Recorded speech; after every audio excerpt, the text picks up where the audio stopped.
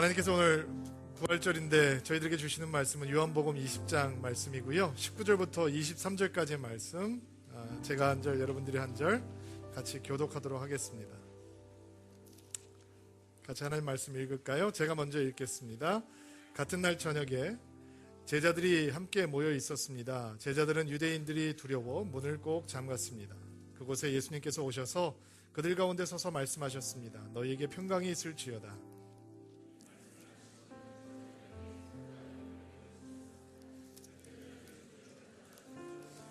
다시 예수님께서는 너희에게 평강이 있을지어다. 아버지께서 나를 보내신 것 같이 나도 너희를 보낸다라고 말씀하셨습니다.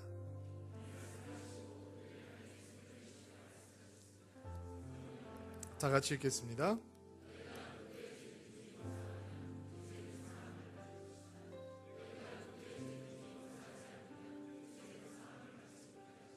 자, 우리 가슴에 손을 얹고 부활하신 예수 그리스도의 은혜를 구하며 믿음으로 고백합시다. 하나님은 나를 사랑하십니다. 나는 그 사랑 안에 있습니다. 하나님은 오늘 나에게 말씀하실 것입니다. 그 말씀에 능력이 있습니다. 그 말씀에 생명이 있습니다. 나의 마음을 하나님께 열겠습니다.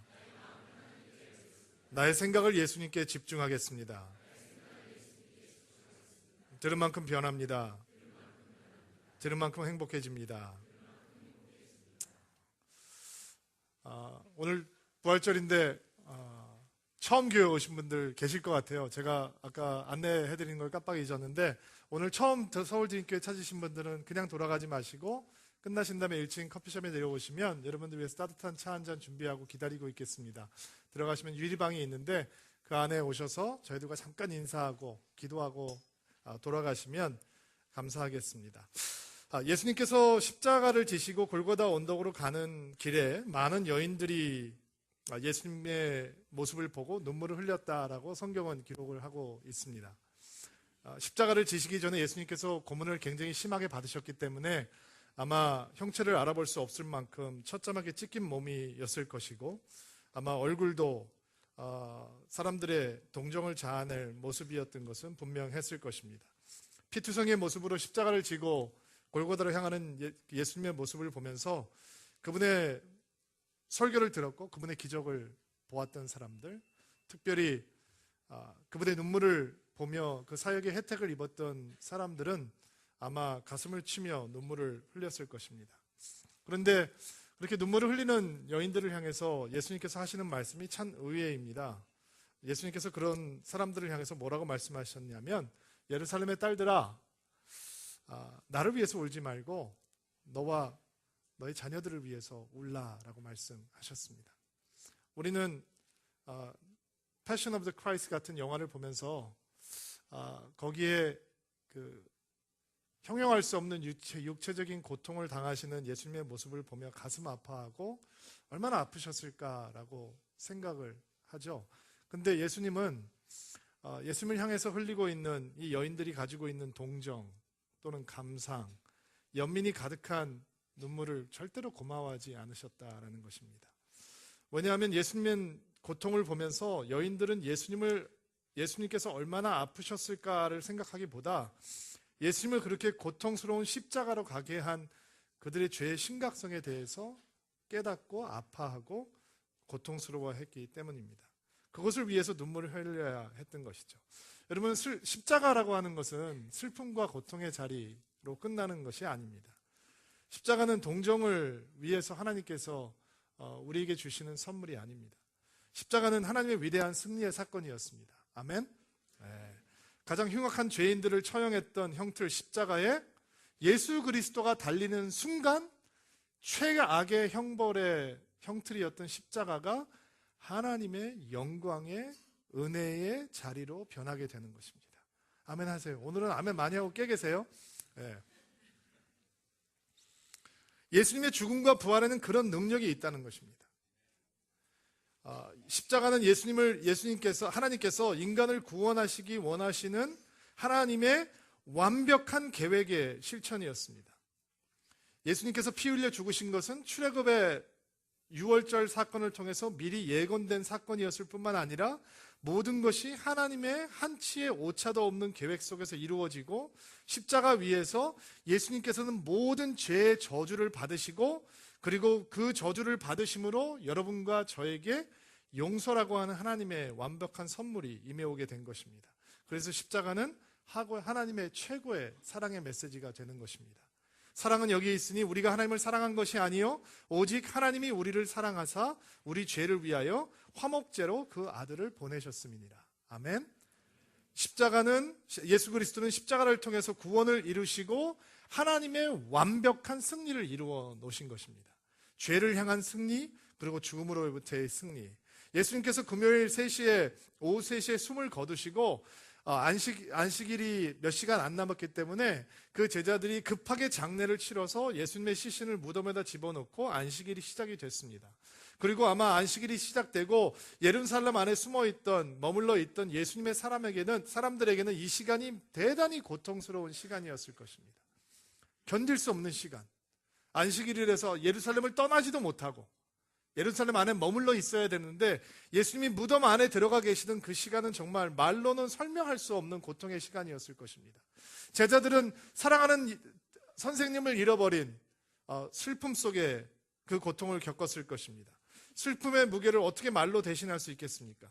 그들이 하나님의 아들이라고 믿었던 그분이 그렇게 처참하게 피 흘리고 죽어가는 모습을 보고 예수님을 따랐던 사람들에게는 큰 신앙적인 혼란이 다가왔을 것입니다. 하나님이라면 어떻게 저렇게 죽어갈 수 있을까? 라고 생각하는 제자들도 분명히 있었을 것입니다. 그래서 의심이 생긴 겁니다. 여러분, 하나님이라고 믿었던 사람이 죽는데 의심이 안 될 사람이 누가 있겠습니까? 아마 여러분도 저도 그 자리에 있었다면 똑같은 의심 속에 있었을 것입니다. 그리고 제자들은 자신들을 잡아 죽일 수 있는 예수님처럼 똑같이 그렇게 무지막지하게 죽일 수 있는 유대 종교 지도자들에게 이를 향한 두려움 때문에 그들은 문을 걸어 잠그고 꼭꼭 숨어 있었습니다. 예수님의 제자들은 슬펐고 예수님의 제자들은 혼란스러웠고 예수님의 제자들은 의심 속에 있었고 예수님의 제자들은 두려워서 아무것도 할 수 없는 무기력한 인생으로 전락해 있었습니다. 생각해보니까 내 인생하고 똑같더라고요. 여러분 인생하고 똑같은 거예요. 우리 인생길이 그렇게 생겼어요. 우리는 슬퍼요. 슬픔의 골짜기를 넘어가지 않는 사람들이 누가 있겠어요? 남들이 보면 그거 가지고 왜 슬퍼하냐고 그러지만 내가 겪는 건 슬픈 거예요. 우리의 인생길이 혼란스러워요. 안다고 생각을 해요. 근데 내 마음속에 혼란이 생겨요. 하나님을 제대로 믿는다고 해요. 그런데도 자꾸 의심이 생겨요. 의심하지 않고 의구심이 들지 않고 신앙을 배워갈 수 있는 인생이 과연 어디 있겠어요? 여러분도 아니고 저도 아니에요. 우린 두려워요. 내일 무슨 일이 있을지 몰라서 두렵고 열심히 준비해도 우리의 미래가 열리지 않을 것 같아서 두렵고 아이들을 키워놓으면 그 아이들이 하나님 앞에 바로 서지 않을까 봐 두렵고 아이들이 잘 되는 거 보면 혹시 잘 안 되면 어떡하나 두렵고 우리의 마음은 두려움으로 가득 차 있어요. 제자들의 모습이나 우리의 모습이나 똑같이 동일한 연약한 인생의 모습이라는 것을 성경은 보여주고 있습니다. 그런데 죽음을 이기시고 부활하신 예수님께서 그런 인생들을 향해서 답을 가지고 계시는 거예요. 예수님께서 돌파구를 주신다고요. 오늘 그 돌파구가 여러분에게 인생의 해답이 되는 귀한 복된 주일이 되기를 주의 이름으로 축복합니다. 19절 말씀, 오늘 요한복음 말씀인데 19절 말씀 한번 읽어볼까요? 시작.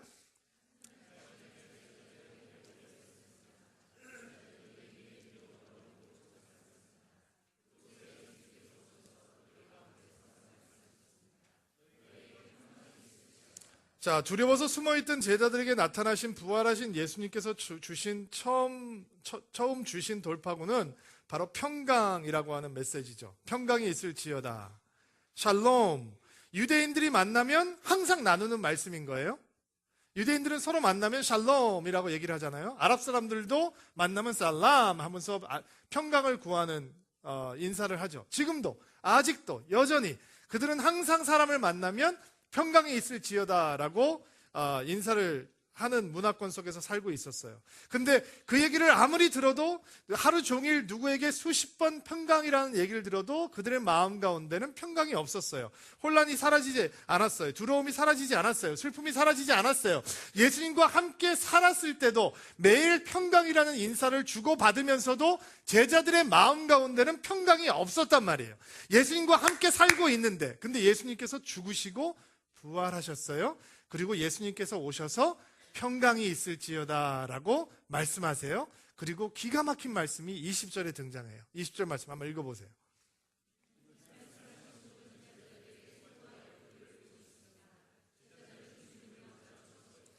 자, 제자들이 왜 슬퍼하고 있어요? 예수님께서 십자가에 달려서 못 박히셨기 때문에 슬퍼하고 있는 거예요.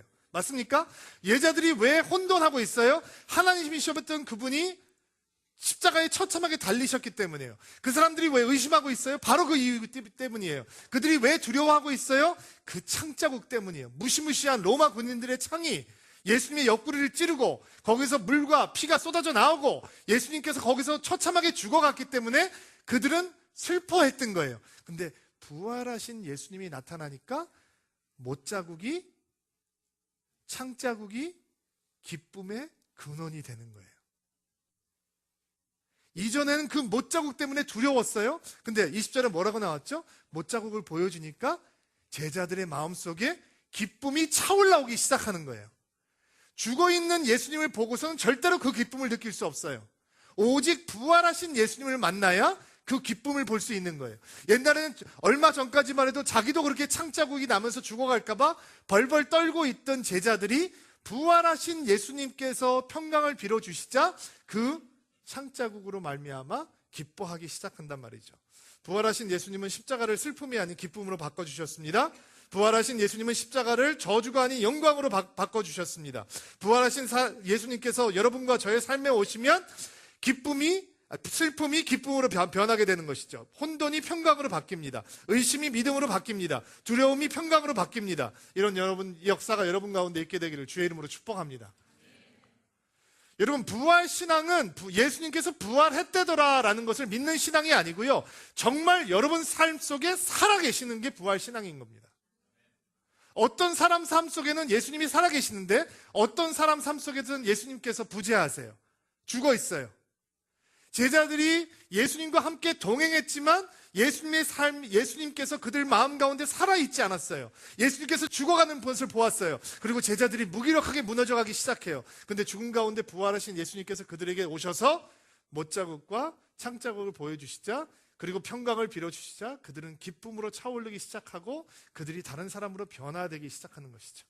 그리고 그 무기력했던 제자들에게 예전에 한 번도 느낄 수 없었던 기쁨이 차오기 시작했다는 것입니다.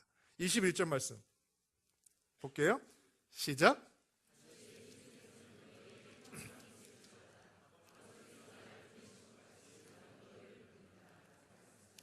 예수님께서 평강을 빌어주시고 아버지가 나를 보내신 것 같이 나도 너희를 보낸다 라고 말씀하셨어요. 사실은 이 말씀은 예수님께서 겟셋마네 동산에서 하나님의 뜻을 붙들기 위해서 그렇게 고통스럽게 기도할 때 이 결론적으로 기도하는 대제사장일 기도라는 내용이 요한복음 17장인데, 거기에 보면 예수님께서 제자들을 위해서 중보기도 하시면서 하나님께 이렇게 기도하는 장면이 나와요. 아버지께서 저를 세상에 보내신 것 같이 저도 그들을 세상에 보냈습니다. 완료행위예요. 이미 보낸 행위가 끝났다라는 거예요. 아버지께서 나를 보내주신 것 같이 나도 이들을 세상 속으로 보냈습니다 라고 예수님께서 이미 기도하셨어요. 예수님께서는 십자가를 지기 전부터 제자들을 세상 속으로 보내야 된다라고, 이미 보냈다라고 하는 기도를 하셨다는 거예요.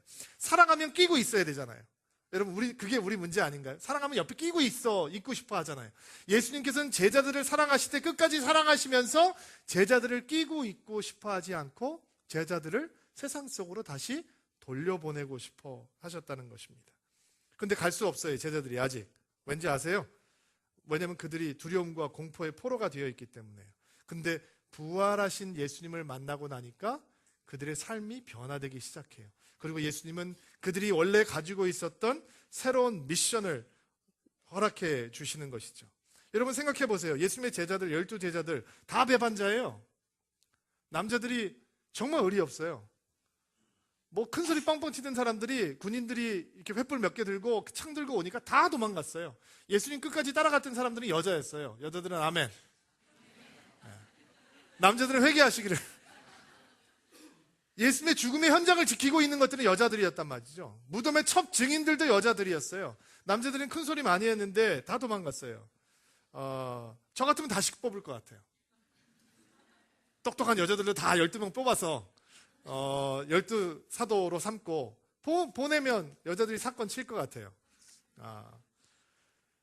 근데 예수님께서는 그 배반했던 남자들을, 제자들을 그렇게 도망갔다가 뻔뻔하게 또 똑같은 데 숨어있는 예수님의 사람들에게 나타나셔서 너에게 평강이 있을지어다, 내가 다시 아버지께서 나를 세상에 보내신 것처럼 너희를 세상에 보내러라.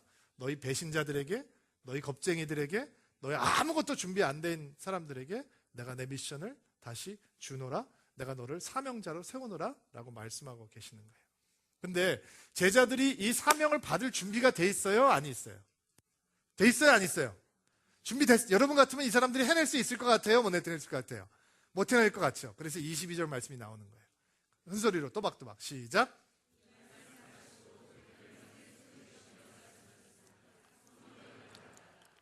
뭐를 받으라? 예수님께서 숨을 내어 쉬시면서 성령을 받으라 라고 말씀하셨어요. 가끔씩 이렇게 좀 이상한 집회 가면 목사님들이 기도하시면서 안수하기 전에 이렇게 하시는 분들이 있어요. 그게 어디서 나온 거냐면 여기서 나오는 거예요. 그 진짜 완전 오반 거예요. 예수님도 한 번 하셨는데 매번 집회할 때마다 사람 앞에다 세워놓고 하면 입냄새 몇 개 더 나겠어요. 그건 아니고 그런 뜻이 아니에요. 여기서 여러분들께서 보셔야 되는 이미지가 있어요. 성령 하나님께서, 예수님께서 이게 지금 프리 오순절, 그 진짜 오순절 성령께서 임하시기 전에 예수님께서 그들에게 어떤 사건이 있을지를 보여주는 사건인데, 여기에 보면 예수님께서 숨을 내뱉으시면서 그들에게 숨을 내뱉으시면서 성령을 받으라 라고 말씀을 하시잖아요. 여기서 여러분이 두 가지 이미지를 생각하셔야 돼요. 첫 번째는 창세기에 나오는 이미지예요. 하나님께서 흙으로 사람을 빚으셨어요. 그리고 사람을 멋지게 만들어 놓으셨어요. 근데 이 사람이 죽어 있어요? 살아 있어요? 죽어 있어요. 아직 생명이 없는 거예요. 근데 이 흙덩이가 살아날 수 있는 유일한 방법은 뭐냐면 하나님의 숨이, 하나님의 생기가 그 코끝으로 들어가는 거예요. 하나님께서 하나님의 숨을 집어넣어 주셨어요. 하나님의 생기를 집어넣어 주셨단 말이에요. 그러니까 아담이 살아있는 영이 되었다라고 얘기해요. 지금 제자들이 죽은 자 같은 거예요. 사명을 받았는데 숨어 있어요. 예수님을 사랑하면서도 도망하고 배반해요. 자기들은 아무것도 할 수 없다고 생각해요.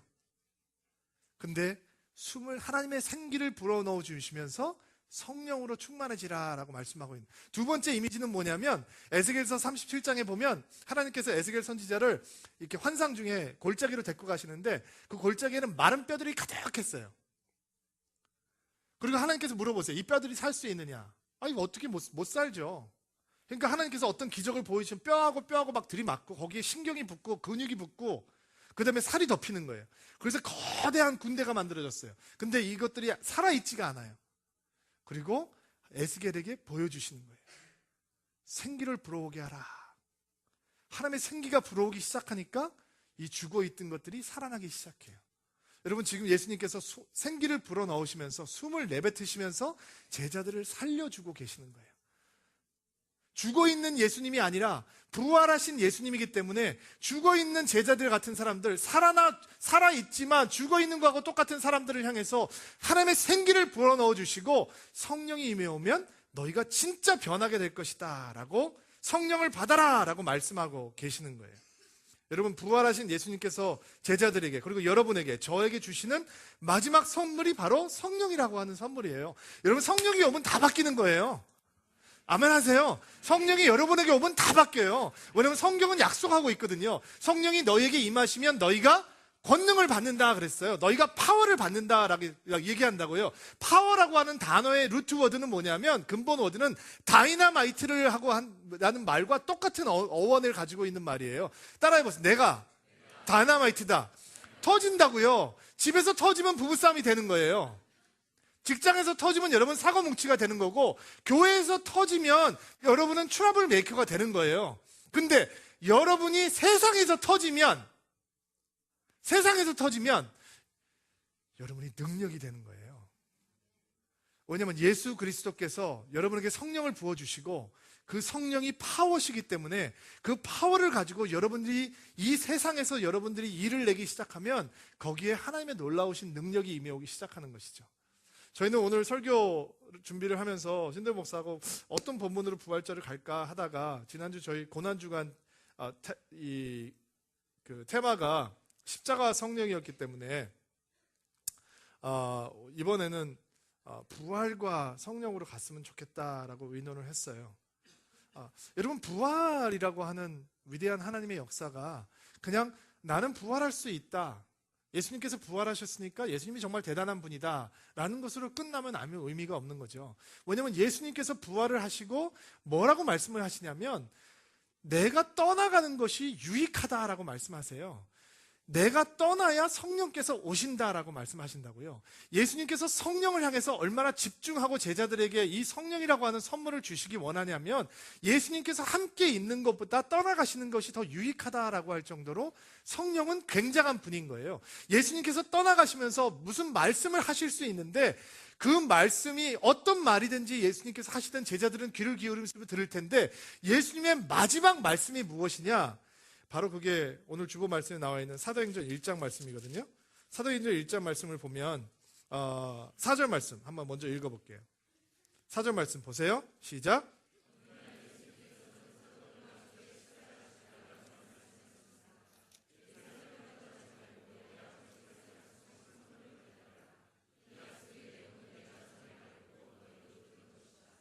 그 약속이 무엇이냐? 5절 말씀. 약속의 내용은 이것이다.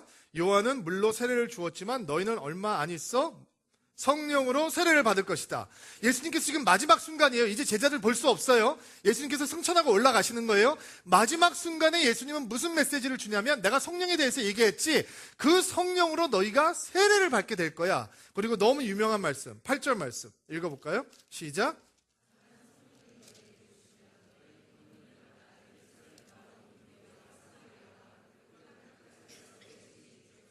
자, 성령이 오시면 능력이 임하고 능력이 임하면 우리가 증인이 되는데 예루살렘과 온 유대와 사마리아와 땅끝까지 이르러서 예수 그리스도를 증거하는 인생이 될 거다라는 거예요. 부활하신 주님만이 우리에게 이 사명을 주실 수 있는 거예요. 여러분 잘 들으셔야 돼요. 예수님께서 십자가에 못 박히시기 전까지는 절대로 땅끝까지라고 얘기하지 않으셨어요.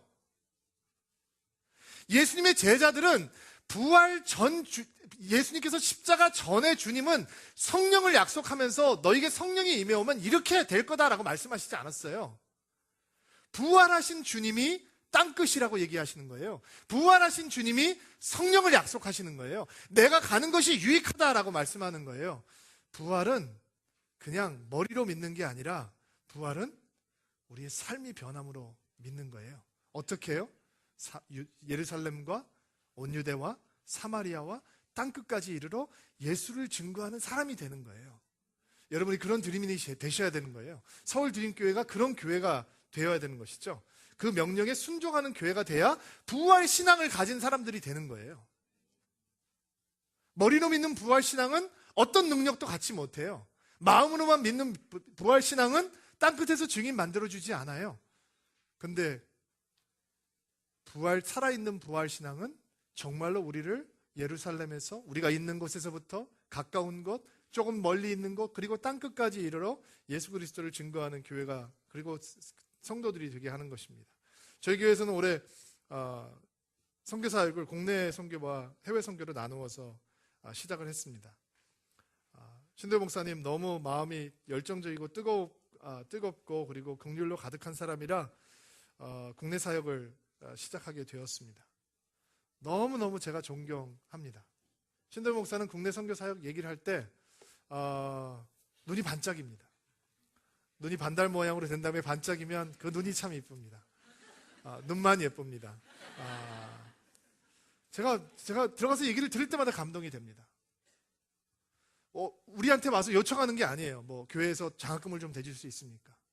우리가 가서 여기에 공부해야 되는 애들 중에 가정 형편이 어려워서 공부 못하는 애들이 있냐? 좌절하고 있는 애들, 우리한테 가르쳐달라. 그럼 우리가 돕겠다. 우리가 돕겠다. 먼저 들어가서 얘기를 합니다. 그리고 하나님께서 길을 열기 시작합니다. 신도배 목사님이 고등학교 다닐 때 존경하는 선생님께서 이렇게 신도배 목사님한테 꿈을 주셨다는 얘기가 저에게 감동을 주었던 적이 있어요. 여러분도 아마 들으신 분이 있을 거예요. 신도배 목사가 고등학교 때 열심히 공부하는, 똑똑하고 공심히 공부하니까 아이들 몇 명 모아서 그 선생님께서 애들한테 그 선생님의 집을 데려가 주셨대요. 좋은 집이었는데 사업을 하는 분이셔서 선생님도 하고 사업도 하고 돈을 잘 버시는 분이라, 너희들은 좋은 집 못 가봤지, 너희들은 이런 거 봐야 돼. 그리고 너희들 앞으로 노력하면 이렇게 살 수 있어. 그분이 가지고 있는 빌딩도 보여주고, 이거 내가 가지고 있는 빌딩이야, 너희들도 이렇게 될 수 있어. 좋은 거 먹여주고, 너 이런 거 먹으면서 살 수 있어. 너희들은 꿈을 꿔야 돼. 가르쳐 주셨다는 거예요. 그리고 저 사람 속에 하나님께서 꿈을 넣어주셨겠죠. 그리고 자기가 받았던 은혜를 나누고 싶은 거죠. 여러분, 시골에서 미자립 교회 가잖아요. 어떤 교회는 할머니들만 있어요. 어떤 교회는 애들 서너 명, 67명 있는 교회들이 있어요. 주일학교 안 돼요. 전도사 누가 가요? 거기 가면 그것도 어떤 분인지 좀 조심스럽긴 해요. 어떻게 교육을 하겠어요? 여러분, 저희도 서울에서 시작을 하는데, 저희 주일학교 처음 시작할 때 여러분 어떻게 시작했는지 모르죠? 나사렛 교회에서 애들 4명 꼬았어요. 꼬았어요. 올 전도사가 없으니까 우리 주일학교 시작해야 되는데, 그 기독교 교육하는 아들한테 제발 교수님한테 부탁해서 우리 조금만 꼬달라, 몇 달만 꼬달라, 우리가 정말 잘 섬기겠다. 그 사람들이 맞아 해줬어요. 그리고 또 어떤 사람 몇 명은 돌아갔고, 한 명은 여기 남은 친구도 있고, 그렇게 시작했어요. 그러니 시골교회는 얼마나 힘들겠어요.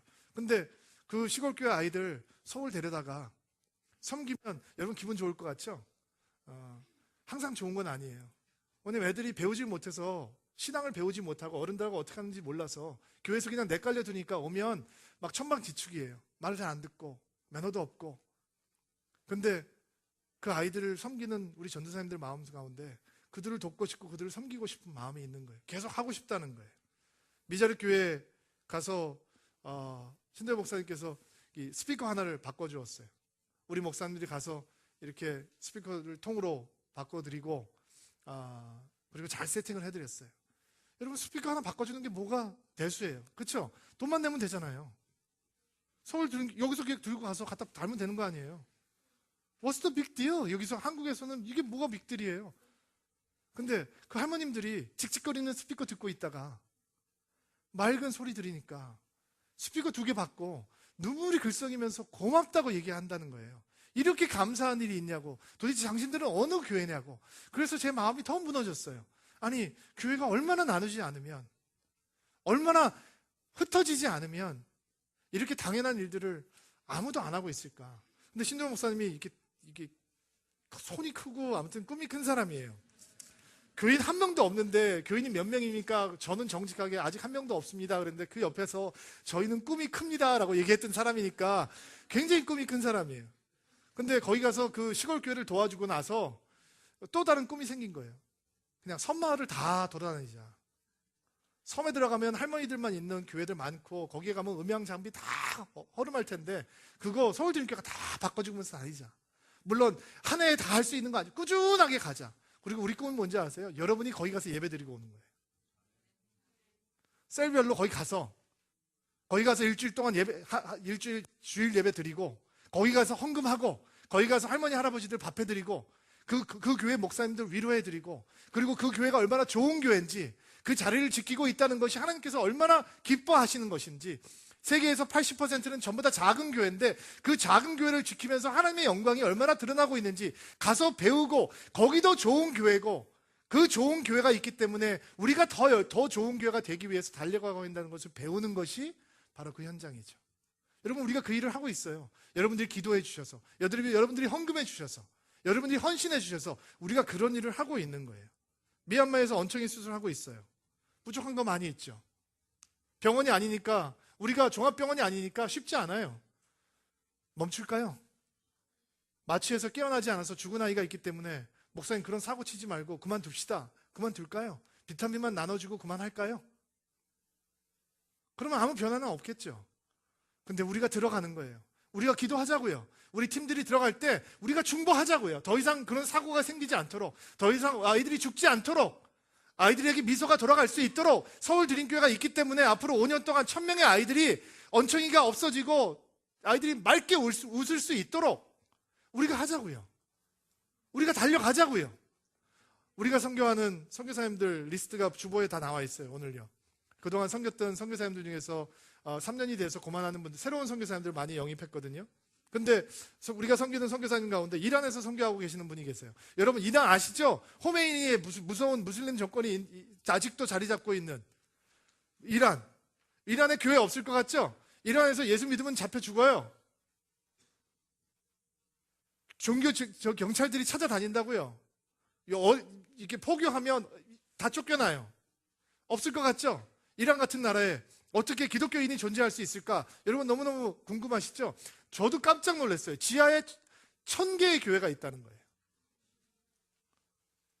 근데 우리가 섬기는 선교사님께서 이런 꿈이 있는 거예요. 거기서 그 선교사 그 지하 교회 지도자들을 좀 도우려고 하는데, 여러분 코란을 가르치는 사람들은 얼마나 유식하겠어요. 얼마나 잘 배웠겠어요. 달달달달 외울 거 아니에요. 근데 기독교 성경을 가리키는, 예수 그리스도를 가리키는 지하교회 사람들은 얼마나 준비가 안 돼 있겠어요. 그 무슨 무시무시한 나라에서 숨어서 예수 믿으니 그들이 훈련을 받으면 얼마나 훈련을 받았고 성경을 알면 얼마나 성경을 알겠어요. 그러니까 그 사람들 훈련시키고 싶다는 거예요. 근데 자기도 무서워서 이란에서 못하겠다는 거예요. 잡히면 큰일 나니까. 그래서 이란에 있는 사람들을 터키로 데리고 나오겠다는 거예요. 거기도 무슬림 국가예요. 그러나 터키는 자유로우니까 거기서 이슬람 지도자들을 양성하겠다는 거예요. 제가 그랬어요. 1년에 몇 번 할지 모르지만 1년에 한 번은 무조건 서울 드림교회가 스폰서 하겠다. 중보기도자가 필요하냐? 중보기도자 보내겠다. 밥할 사람이 필요하냐? 밥할 사람 보내주겠다. 간증할 사람이 필요하냐? 간증할 사람 보내주겠다. 강의할 사람이 필요하냐? 강의할 사람도 보내주겠다. 그냥 가서 앉아있을 사람 필요하냐? 그냥 다 보내주겠다. 우리가 1년에 한 번은 무조건 하겠다 그랬어요. 왜냐면 여러분 우리가 언제 무슬림권 선교하겠어요? 무슬림에서 어떻게 우리가 기독교 복음을 증거할 수 있겠어요? 근데 1000명의 지도자들이 있다는 거예요. 그들에게 네트워크가 된다는 거예요. 하지 말까요? 돈 드니까 하지 말까요? 그냥 선교사님들 선교 비지원해주고 그냥 잊어버리고 있을까요? 그거는 부활신앙이 아닌 거예요. 이번에 북한 선교를 시작해요. 미국 시민권을 가지고 있는 교포인데 북한에 무슨 일을 하냐라고 물어보니까 베이징에서 센터를 차려놓고 사람들이 와서 베이징에서 훈련을 받은 다음에 북한으로 들어간대요. 그리고 현지인들을 만난대요. 나는 그게 어떻게 가능할지 모르겠어요. 나는 모르지만 나는 안 들어가는 사람이니까, 들어가는 사람이 현지인을 만난다니까 내가 거기에 무슨 얘기를 하겠어요. 그리고 저는 이런 생각을 하는 거예요. 여러분 이거 아세요? 철의 장막이 내려있을 때 옛날 소련이라는 나라 기억나세요? 그 소련이라는 나라에 복음을 증거할 수 없을 때 서방 사람들이 레닌 광장을 걸어다니면서 기도했어요. 그들이 선교하러 들어가서 복음을 증거할 수 있는 게 아니었어요. 그냥 모스크바 레닌 광장을 걸어다니면서 그 레닌의 스탈린의 그림들을 보면서 공산주의야 무너져라, 이 소련의 문에 열릴지어다 라고 기도했어요. 그랬더니 정말로 소련이 무너졌어요. 그리고 거기에 영적인 부흥이 있다고요. 그럼 우리가 선교하는 북한 선교사님이 사람들 데리고 들어가서, 물론 한국 패스포트를 가진 사람이 아니라 다른 나라 패스포트를 가진 사람이 들어가겠지만 그 사람들 데리고 들어가서 이 정권에게 복음이 전해질 수 있는 놀라운 통로를 열어주시옵소서 기도할 때 역사가 일어날까 안 할까? 내가 믿는 하나님은 역사를 해주세요. 외국인들이 못 들어가는 인도 북부 지역이 있어요. 기독교 인구가 0.01%도 안 돼요. 이 외국인들을 들어가면 그 다음날 그 외국인들을 영접했던 사람들이 테러당하는 곳이에요. 서방 선교사님도 거기 가서 차를 막아서고 휘발유 붓고 불태워서 죽이는 곳이 많이 아직도 인도 북부에 있어요. 거기 교회 개척 사역하는 거예요. 하지 말까요? 그냥 우리끼리 행복하게 사역할까요? 여러분 현대판 노예가 있는 거 아세요? 500원 이자 갚기 위해서 5살, 6살짜리 애들이 하루 종일 벽돌 나르고 돌 깨요. 그런 애들 도와줘야 될 거 아니에요. 예수 그리스도를, 부활하신 예수 그리스도를 믿는다는 것은 그냥 우리만 잘되고 끝내는 것이 아니라 열방으로 땅끝으로 힘들고 어려운 것으로 소외된 것으로 우리의 축복이 정말 하나님의 통로로 쓰일 수 있는 것으로 나아가는 것을 의미합니다. 서울 드림교회는 그런 교회가 되겠습니다. 드림이는 그렇게 헌신하게 되기를 주의 이름으로 축복합니다. 부활신앙이란 단순히 예수님께서 살아나셨다는 것을 말로 믿는 것이 아니라 예수님께서 죽은 하나님이 아니라 살아있는 하나님이시며 그분이 나의 마음속에서 나의 삶 속에서 그리고 우리 교회 가운데서 역사하시고 부활에 예수님께서 부어주신 성령의 능력을 입고 예루살렘에서 땅끝으로 달려가는 신앙을 갖는 것입니다. 그런 신앙이 여러분의 신앙, 우리의 신앙 되기를 주의 이름으로 축복합니다. 같이 한번 기도합시다.